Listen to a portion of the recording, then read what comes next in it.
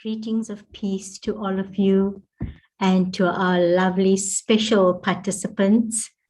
And this evening, have a special event, a conversation with a special guest, Hanlie Murphy. And we have a special topic for this month. It's a Women's Month, and we have a topic of Women of Wisdom. So just a brief introduction to our special guest, Hanlie Murphy, a very dynamic but humble person. And in her professional capacity, she consults, mentors, counsels, and coaches individuals. And she has ultimate love and admiration for every single individual that wants to be the best they can be in their lifetime. So what special wisdom to have, that having admiration for every single individual. And so before we commence our conversation, I'd also encourage each one of you to participate. You're free to participate. And so let us take a moment of silence and just be present. So I will just do a commentary, a meditation commentary, just to allow for us to bring us back to the present and allow for some relaxation. So I invite you to relax.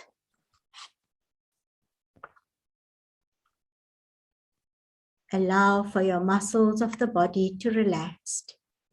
You must have had a long day.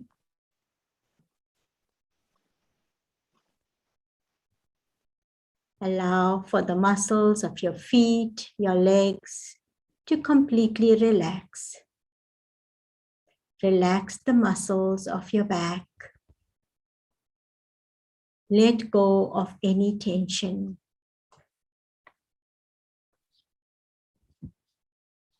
Allow for the muscles in your shoulders and neck to relax.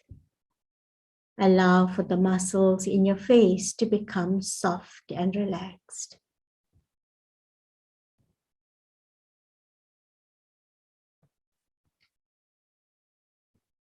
Concentrate on your breathing.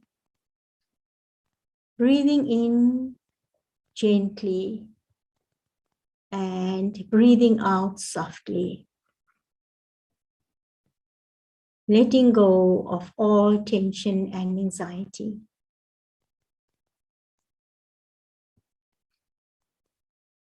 Focus on having good feelings for the self, family, environment, and country. Connecting with the true peace within.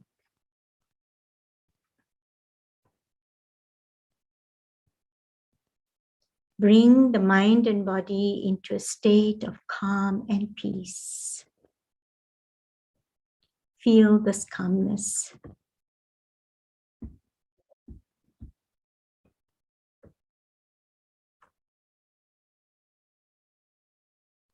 Focus on the deepest thoughts of peace and love. Reflect on peace in your inner self.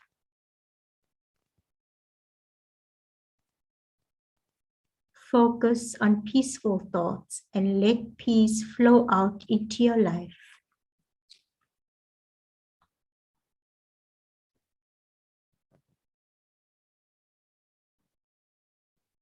And as you hold on to this peace and loving feeling for the self, gently bring yourself to the here and now. Thank you. And I'd like to hand you over to Hanlie now, our special guest. A special welcome to you, Hanlie. Thank you so much, Sister Indrani. It's such a privilege to be here. Hello, everyone. I was just while I was watching everybody arriving in the room, I was thinking, wow, if we're talking about women of wisdom, but this room, this meeting room tonight is already so filled with wisdom, with all the names that I saw popping up. So welcome, everybody. I'm going to share my screen.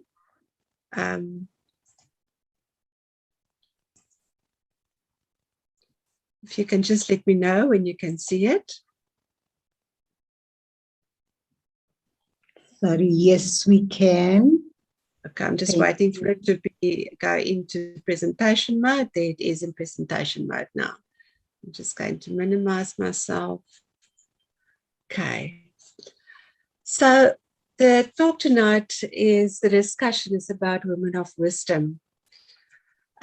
Before we start there, I would actually like to just tap into the differences between wisdom and knowledge.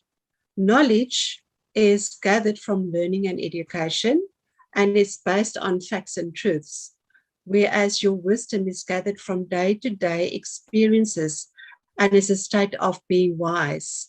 It is the practical ability to make consistent good decisions in life. So that is it is embedded into each of us, but because of external interferences, we actually do not know how to tap into it, and some of us don't even know that it exists. So if we look at what is wisdom, it is the ability to think and to act using our knowledge, our experiences, our understanding, our common sense, and our insights. It is associated with attributes such as unbiased judgment, compassion, our self-knowledge, self-transcendence.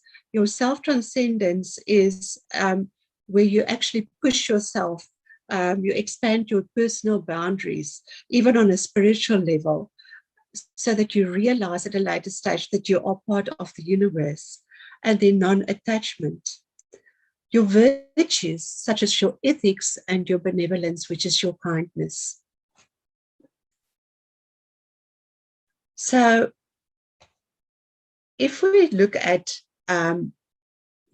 what does wisdom mean to us? It encompasses your knowledge and your life experiences, your ability to examine situations and oneself, your compassion.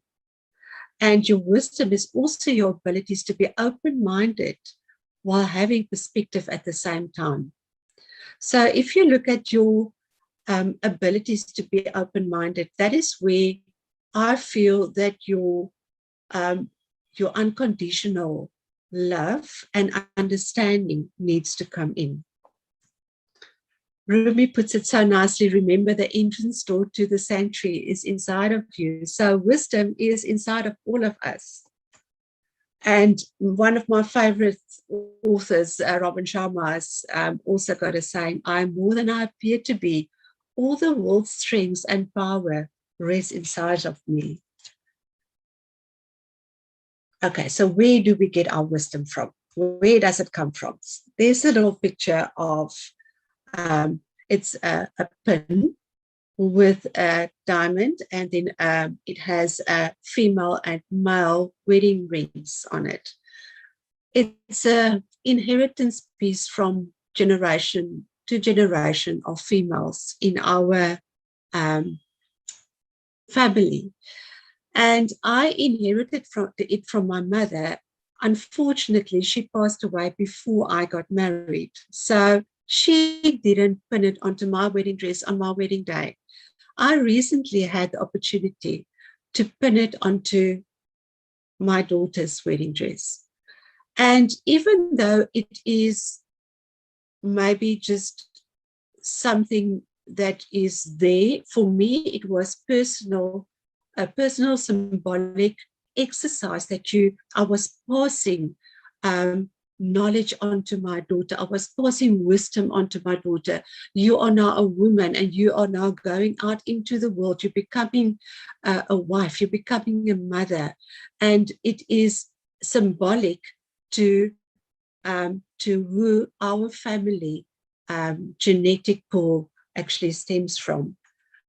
And if you look at your intrinsic values, where do you get your wisdom from? It is from family, as that little pin. It is traditions, as the little pin. Your genetics and your intuition, which I will discuss on a later point. Your education, that is your teachers, your spiritual learnings, your books, and your media. And remember that if I say teachers, we are all teachers as well. That I will also discuss later. And then our wolf pack, the infamous wolf pack, which you cannot go without. That is your friends and your colleagues and your acquaintances that support you and actually guide you through every single day. And then life itself. It is life lessons, the experiences. Oh, those rejections that hurt you so badly and the joyous moments. There's a female songwriter, singer, Ajit Kair, and she wrote this song. And I've been listening to it over and over since I started working on the talk. And it just resonates so nicely if we look at our genetic inheritance. Mother, I feel you under my feet. Father, I hear you. Your heartbeat within me. All my relations, I can hear you loud. The story circles, it comes back around. The door I never saw, I never knew, me and you. We come from earth and water, straight from the mountain's daughter. Back to the mother we must journey now. We ride it up on the wings of sound. Hear it now. The holy tree is upside down, branches in the ground. Those roots and sky open third eye, now past the nectar's round. Inside the heart is that eternal space, that melody showed me my own true face. Can you see the faces of the mothers of your past? Listen, they are calling for your healing. Can you see the faces of your fathers of your past? Listen, they are calling for your healing. And that last few words, they're calling for your healing. Within each of us, we have wisdom to heal our past and to prevent the future from going the way that whatever happened in the past. If we look at intuition is the whispers of your soul. It's the pings of your heart, the butterflies in your belly, and when your heart skips a beat. It is that you cannot ignore it. Wisdom is all, your intuition is always present. So when you feel that gut feeling that, oh, something is not right, or something is good, or I'm at peace, that epiphanies that you have, the strong emotions, the wild ideas and the dreams, it is all inside of us, and we just need to recognize it. So wisdom and the soul, within each of us lies light, power, and wisdom of the soul. So if we look at us as a human being, we consist of body, soul, and mind. Your wisdom and your knowledge is housed in your soul. And that brings you to your mind. It works together. You need your mind as a partner to reunite with your soul. The more that you feed your soul with wisdom and knowledge we will look at later as well. That is where you learn. The more your mind will grow, and the more your mind grows, the more you will tap into and want to acquire more wisdom and more knowledge. So if we look at spirituality versus religion, religion, by definition, is a personal set of institutionalized system of religious attitudes, beliefs, and practices, the service and worship of God or the supernatural. And spirituality, it connotes an experience of connection to something larger than you. It's living everyday life in a reverent and sacred manner. Or as Christina Puchalski said, spirituality is the aspect of humanity that refers to the way an individual seek and express meaning and purpose, and the way they experience their connectedness to the moment, to self, to others, to nature, and to significant and or sacred. So for me, that what she is saying here as well, which resonates with me, it expressed the meaning and purpose and the way they experience their connectedness to the moment, which we will talk about later as well. So spirituality does not come from religion. It comes from our soul. We must stop confusing religion and spirituality. Religion is a set of man-made rules, regulations, rituals created by humans, which were supposed to help people spiritually. I'm going to leave it at that point. So it is your human imperfection. Religion becomes corrupt, but spirituality is needed in religion. So if we look at our spiritual wisdom, what is the difference between our wisdom and our intellect? Spiritual wisdom is the gateway to enlightenment. And it's not easy to obtain. It is, you need to lose yourself. You need to find yourself. You repeat the process. You lose yourself again. It is a life journey overflowing from this life into the body of the next life. We learn through our pain, our sorrow, from being hurt to the point where you feel your heart chakra is bleeding out and you're really going to die. And your solar plexus is knotted into an unimaginable mess. And the way that you react to the above points will determine your development into the spiritual sphere. So if we look at awareness and being present, for me, and over the last few months and actually years, it's become more and more prevalent in my daily life that less is more. And we cannot be bogged down by too many things at the same time. Yes, as a woman, we think, oh, you know what, I can multitask. No, there's no such thing as multitasking. Being present, awareness, is being in the moment in all circumstances, especially when you are at the feet of our elders, learning, or meditation with a mind of no expectation, where you have a purpose of human existence. To get to your destination, all you need is awareness, the presence, which is ultimate. And we also need to realize that in every single one of us, there is truth and goodness. It is inherited in each of us. And being in the present ties back to the awareness. That is when the spirit is released from matter. That is when real peace happens. Your identity is formless presence. And at that point, you are simply, I am formless consciousness. There's another writer, singer, who has a mantra, I am loving awareness. And since I heard it a few months ago at a retreat that I went to during a meditation session, it really opened my mind even further. If you wake up in the morning, the first thing that you do is gratitude, you open your eyes. The second thing is I am loving awareness. And I am loving awareness, you can say in so many different ways. You can say, I am loving awareness. I am loving awareness. I am loving awareness.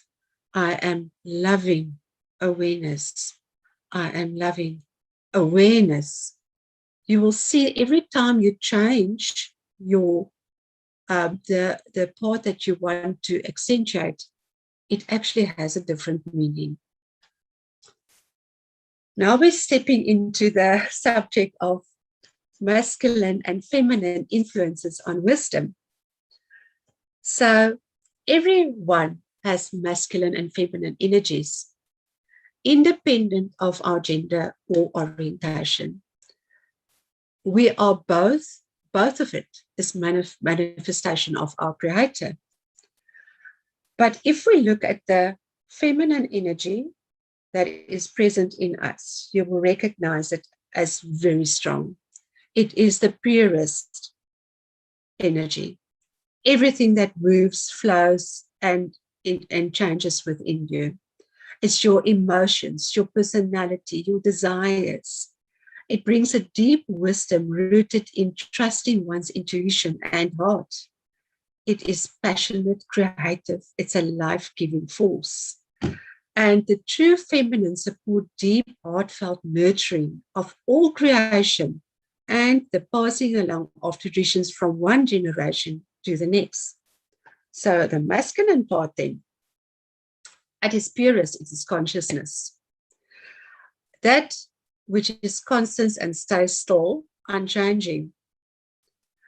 It is the true masculine is characterized by confidence without arrogance.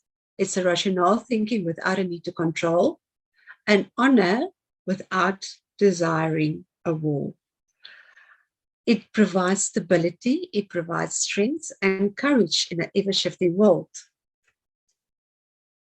So how do you embrace both? Arkan has put it quite nicely. When we find the balance of these two sacred forces within ourselves, we draw confidence, integrity, and conviction to our beliefs from this connection, and we lose our fear of expressing our truest self. We need to recognize the feminine and the masculine energies in us. We can show love and respect to all people and cultures, regardless of the things that make us different. That is that unconditional love and the unconditional acceptance, because we do not feel threatened by others or try to control them. Instead, we value the contribution that each individual brings into this world. And in my role as a coach, as a life coach, it's come to my attention. There's so much, and unfortunately also on the female side, there is so much envy and jealousy, especially when we look at the professional arena. And we need to get beyond that. We can honor our elders, learn from their life stories, and take up the traditions and wisdoms that they have passed along to future generations. We can model for our children a pure and loving consciousness that incorporates both the masculine and feminine ways of being.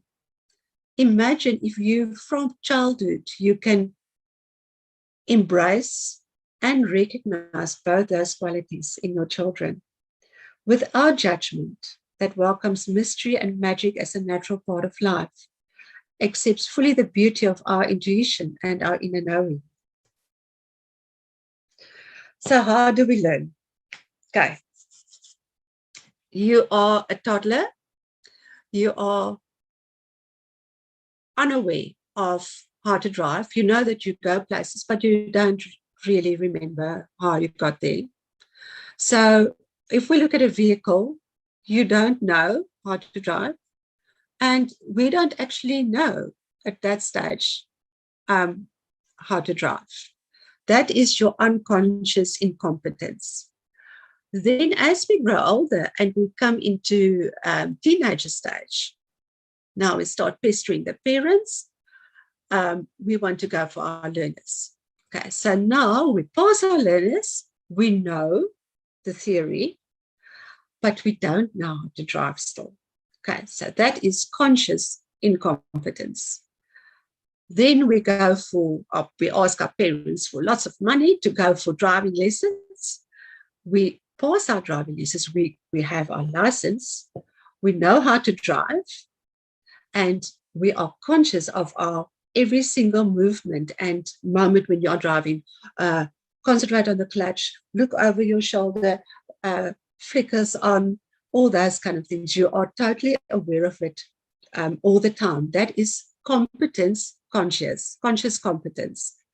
Then you get to the point a little bit later, after you had a lot of experience of driving, that you don't even know that you're driving. You don't even know that you are putting on your flickers. You don't even know that you are changing your gears, because we are competent. We're unconsciously competent, which brings us to the wisdom pyramid.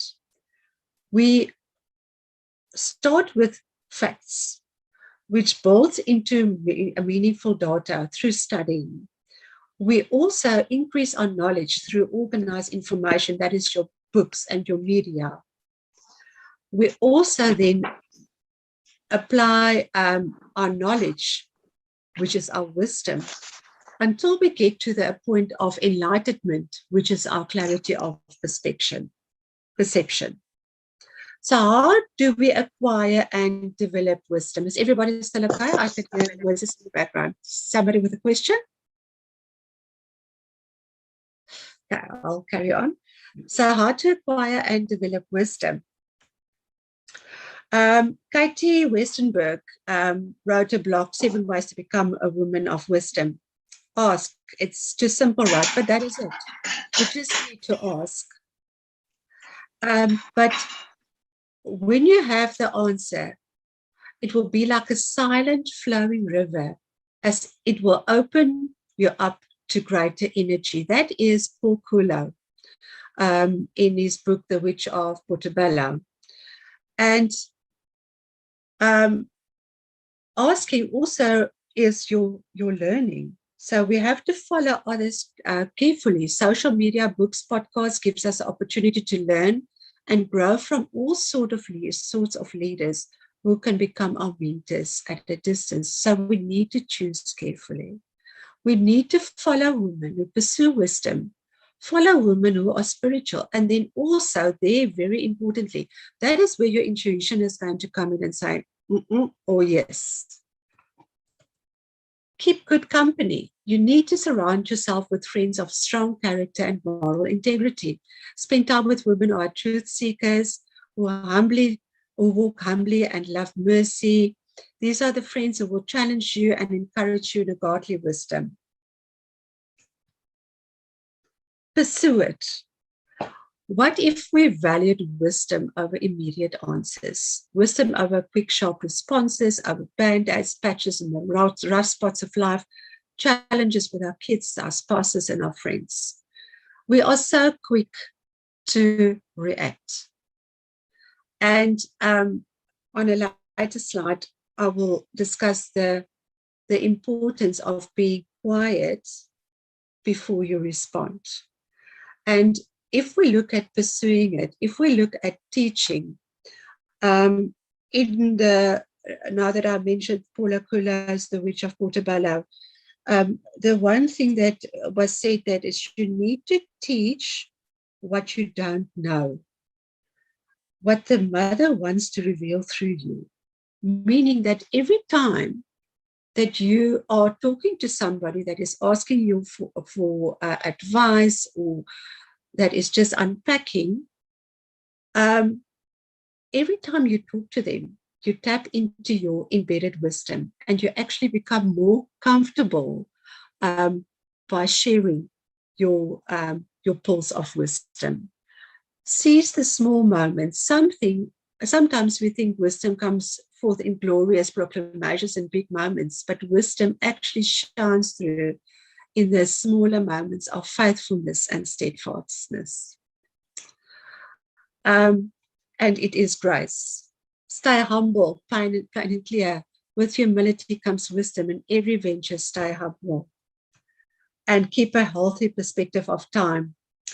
So in the heaping piles of laundry, we must know that time is fleeting, and the challenges of connecting with the hearts of our teenagers, we must realize that leaning into the hard moments is critical and worth it.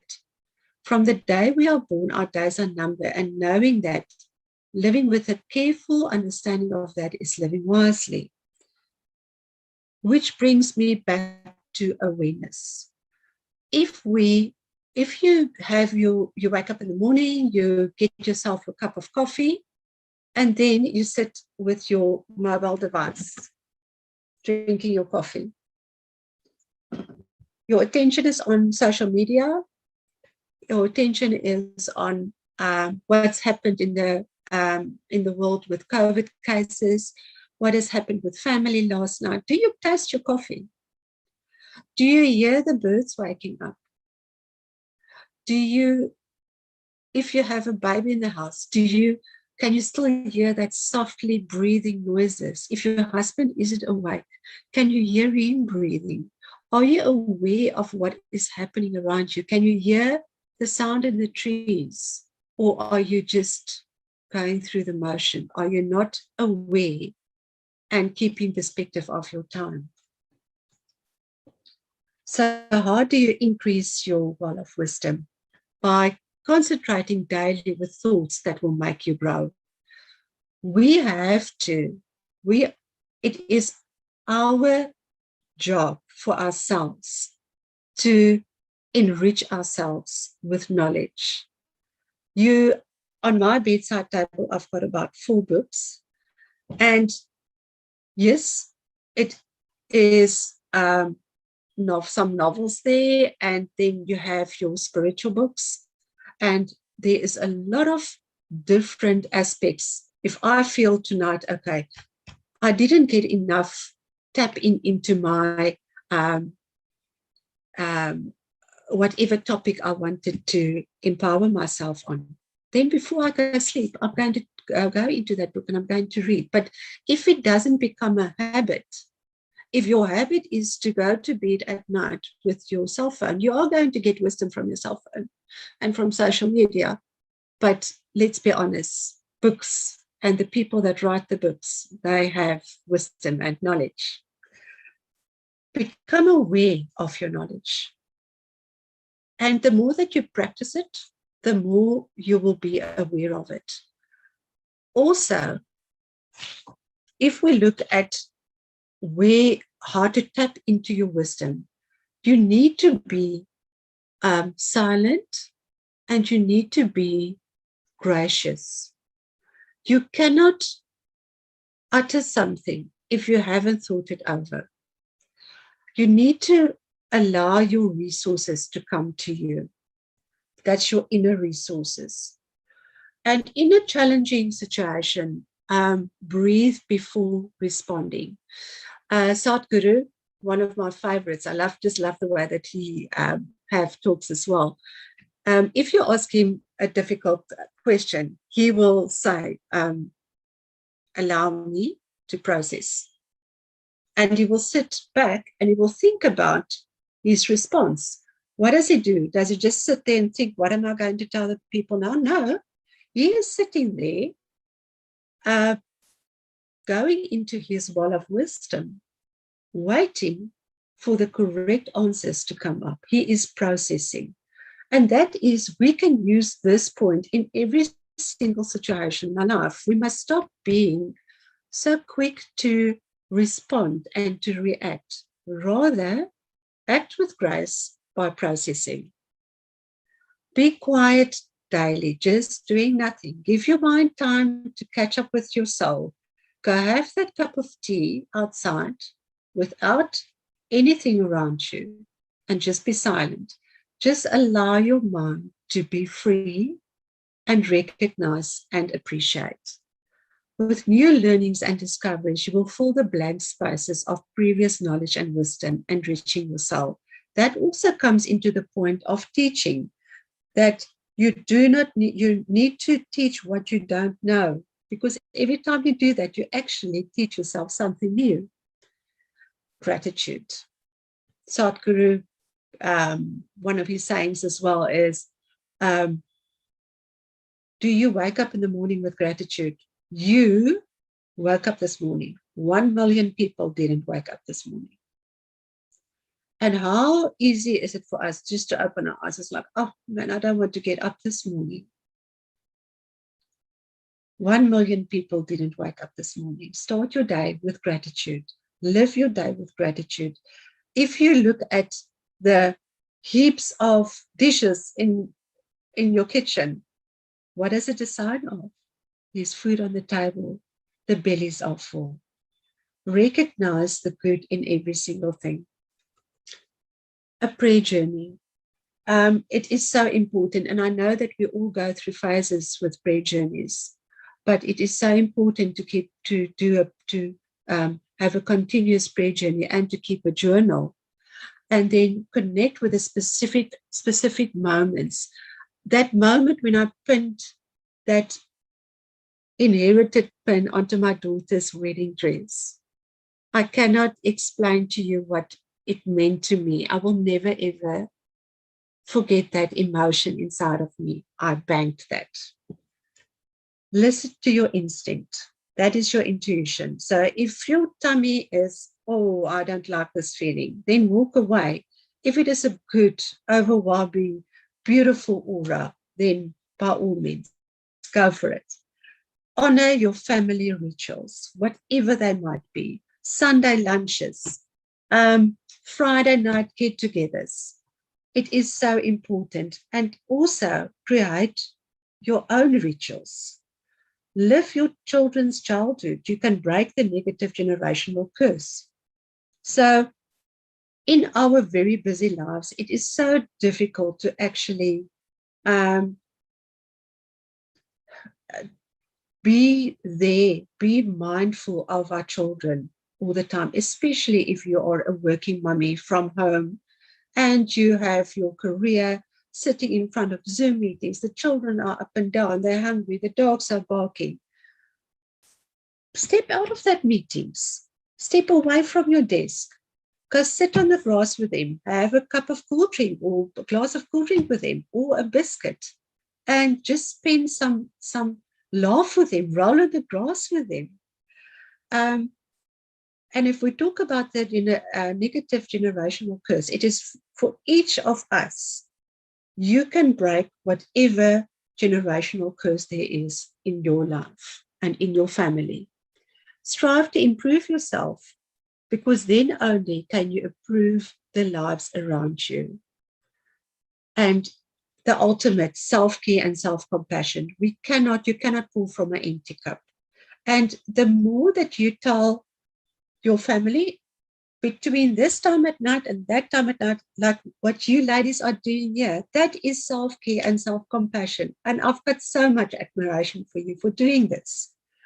B. Oakman said, being our messy, imperfect, authentic selves help create a space where others feel safe to be themselves. Your vulnerability can be a gift to others. How badass is that? So there's nothing wrong with being vulnerable. It is beautiful to be vulnerable. With that, we build each other up. How do we develop the masculine and feminine wisdom? Okay, so as we previously said, there is the masculine and feminine inside of each of us. So we need to realize we all have a purpose, and our divine self and soul has a purpose. We connect with our inner wisdom through our intuition, very importantly. Our learned behavior, the way we were brought up, can often be a way of us becoming who we're meant to be. And through alignment, our inner world, who we feel we are with the outer world, how we are seen by others, what is expected from us to become, we are moving into higher consciousness. And through our experiences, we learn to break through our limitations by creating or easing our boundaries, by becoming more compassionate or learning to receive as well as to give. These are some of the different aspects of finding balance. And I am not young anymore. And I can tell you now that even on a daily basis, I am still learning how to be more compassionate, how to give and how to receive. For me, it is, I am a giver. It is for me sometimes very difficult to receive. And I have now recently started to accept, because it is the more that we open ourselves up, the more we will receive. So this slide is for me, and I would like to have inputs, if not now, afterwards on this, if we look at the woman of wisdom qualities. So what does a woman of wisdom look like? So you are kind, gracious, loving, warm, nurturing, innovative. There is nobody that can make that last little bit of rice stretch as far as it can go. Self-aware, and self-aware not of who I am, but also of my surroundings. Honest, forgiving, teachable, spiritual, truthful, hospitable, peaceful, generous, adaptable, a good listener, noble, classy. We have dignity. We are original. We're sharing. We are honoring. We have resilience. Oh, we know how to survive. We are traditionalists. We are authentic. We are tolerant. And we are merciful. A woman of true beauty is a woman who in the depths of her soul is at rest. She exudes a sense of calm, invites those around her to rest as well. She speaks comfort. She offers others the grace to be and the room to become. And in her presence, we can release the tension and pressure that so often grip our hearts. We all recognize this person. Her spacious, beautiful soul invites others to come, to be, to taste, to see that the Lord is good. A woman who makes herself vulnerable and available for intimacy invites others to do the same. In her presence, you can breathe again. You are free to be you. She unveils her beauty and invites you to live. This is by Stacey Eldridge. And that sentence, a woman who makes herself vulnerable and available for intimacy invites others to do the same. What will happen? You will pass it on to others, and you want to be like that. You're being taught. So are you a woman of wisdom? Do you recognize yourself? You're the woman who pour out truth and compassion and kindness on the ready. They seem to have a never-ending reserve of encouragement and knowledge, experience and truth, and it all flows out of them effortlessly. They are spiritual study leaders, teachers, mothers, grandmothers. They are writers and everyday women who seem to have an uncanny ability to know the truth, discern the truth, and speak life. They are the backbone of our communities.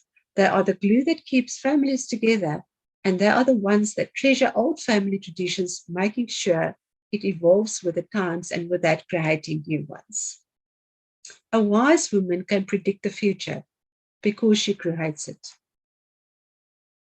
And that Full Moon and Wise Women playlist is on on Spotify. If you want to look at it, that is where Ajit Kahir and all my favorite singers are on. But this is very, very nice for a meditation session for yourself as well. Thank you for your time. It's question time.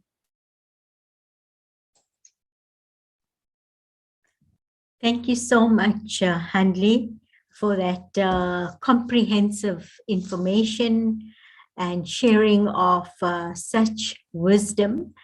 And yes, we would like our participants to have questions, comments, their own stories. It will be lovely.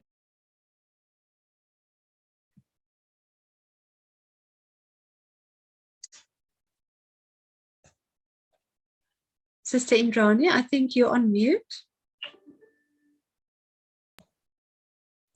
Yeah, they can even put their questions on the chat, or they can discuss it with you. And I see there's a comment from Lakshmi. Thank you for your inspiring and uplifting talk.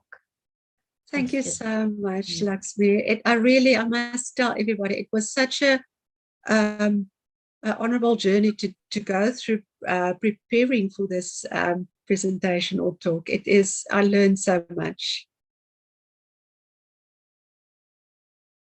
Om Shanti.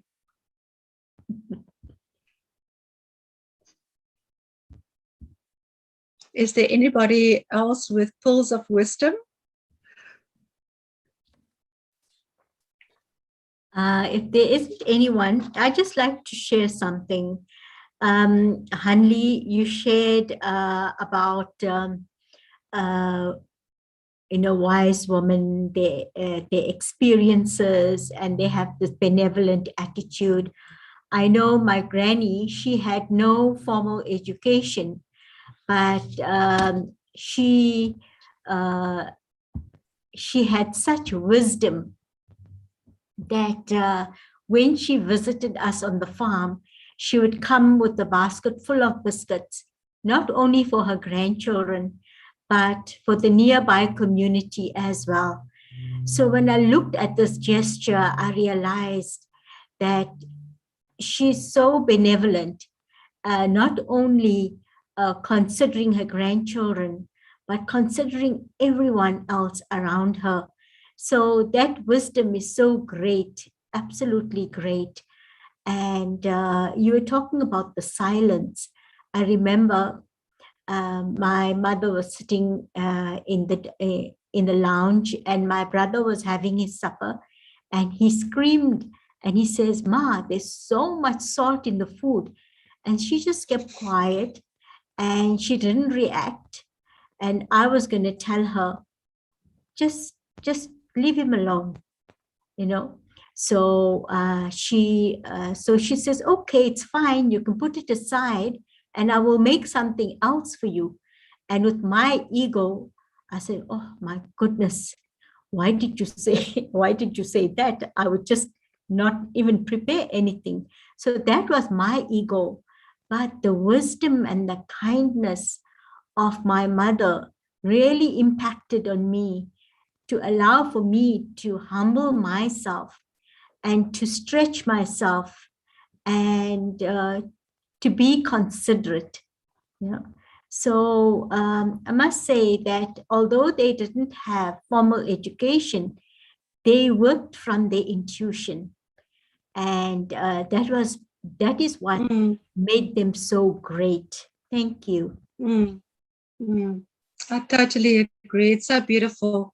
And I think, our lives are so rushed, and we should make time to spend time with our elders. We should. It is so important in today's life. I remember as a little girl, for me, when my grandmother visited us, she stayed in Barrydale and we were in Malmesbury. So when she visited us, for me, it was so amazing to crawl into a bed early in the morning. We slept in the same room, crawl into bed, and she would tell me stories of how they would go on holiday and the preparations. And the first time there was a motorcycle in Barrydale, how she got on the motorcycle and how afraid she was, but then also how she bought herself one and then she taught everybody else how to ride it. So there is so many stories that is so important, and I'm worried for myself. If I look at my daughter, am I telling her enough stories? Am I passing enough wisdom onto her? And we need to make time with our daughters, with our sons, with our elders. We need to make time to actually sit in their presence and to just be still and listen to what they have to say to us, and then read and read more. Thank you so much. So we also have a response from Leah Felix. "Thank you for your lovely talk. As a mother with a 10-month-old daughter, I found this deeply inspiring." And from Leah, from Peta, "Greatly appreciate wisdom being passed on generations. A teachable spirit indeed is key." Absolutely. Thank you.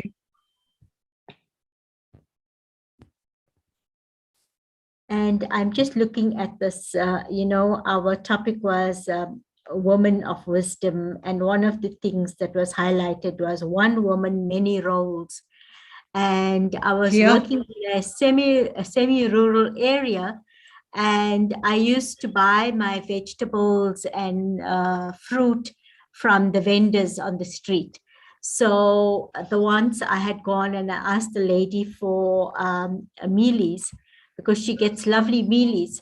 And so she says, all right, I will get the mealies for you in 2 days' time. You come and meet me here at 12 o'clock in your lunchtime.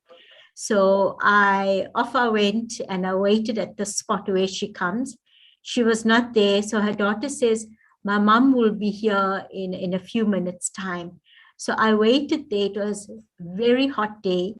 And as I looked out on the street, I see from this little hill, she's got this huge bag on her head, and she was walking down, tiny lady, but with such a huge bag on her head and smiling. This is what caught my attention. And I was so overwhelmed with her working so hard, but at the same time, she was smiling. And when she arrived, she was so happy. And she says, you are waiting for me.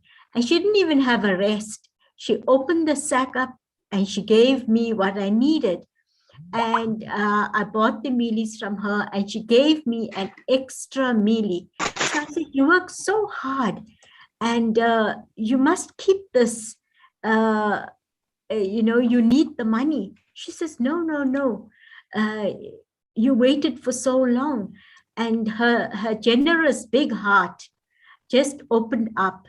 And this is what we need to see in our community, just opening up and just giving and caring. These simple things touches hearts. It's not the big things, it's the simple things. And this really touched my heart so much. And just giving and having that smile on your face really creates a difference. This is real wisdom for me, I Yeah. feel.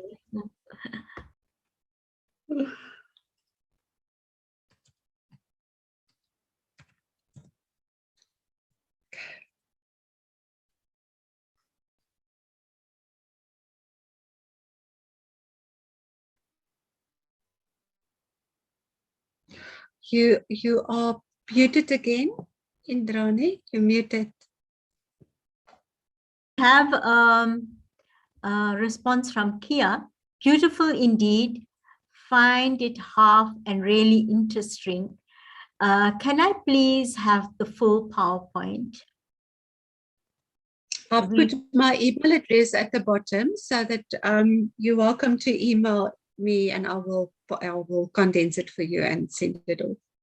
I don't have an issue with that. Thank you so I'll much. gladly share it. I'll Yeah. gladly share it. We have a response as well from Sharda Naidu. Thank you, Hanlie. That was wonderful. Thank you, Indrani, for being a lobe host. I have to leave now. Thank you, Sharda. Kind of you. Sharda, thank you.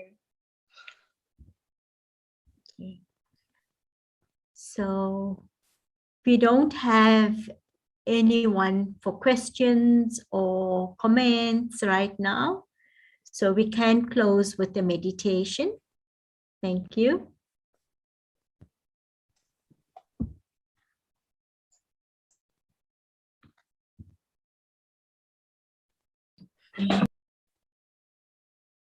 So sit relaxed.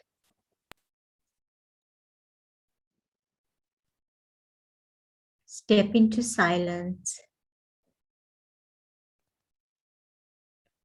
Allow for the self to capture the wisdom that has been shared. Such rich wisdom. Beautiful qualities of innovation, caring, compassion, honesty, love, tolerance, mercy.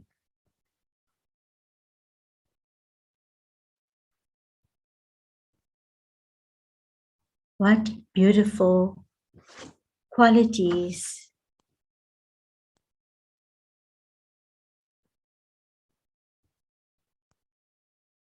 Wisdom using the pyramid, where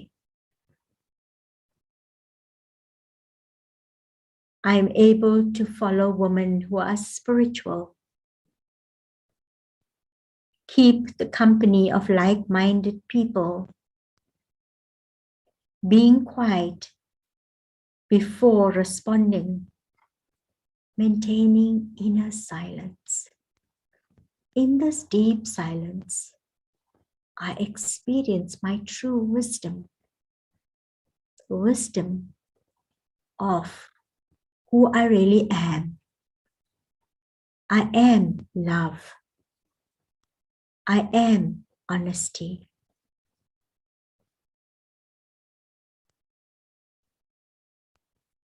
Making time to reflect, using beautiful, effective tools like a journal, meditation,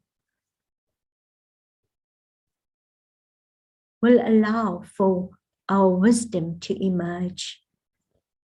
Self-care and compassion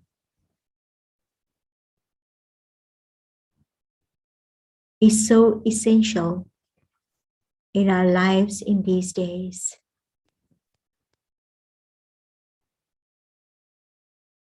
When I am full, when I am strong, it is only then I can care for others. I can care for the entire world. In this moment and time, our dear precious woman, do take care. Take time out. Reflect on your beauty, your inner beauty. Look at your qualities and specialities. You are special and precious. You are special and precious. Step into your silence and appreciate yourself. I am special. Hold on to these positive feelings and remember you are great souls. Thank you. Om Shanti.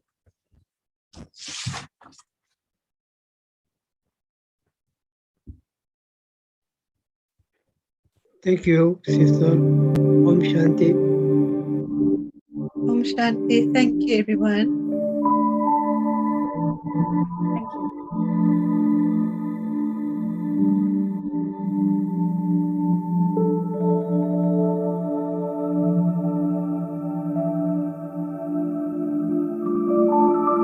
Thank you very much for the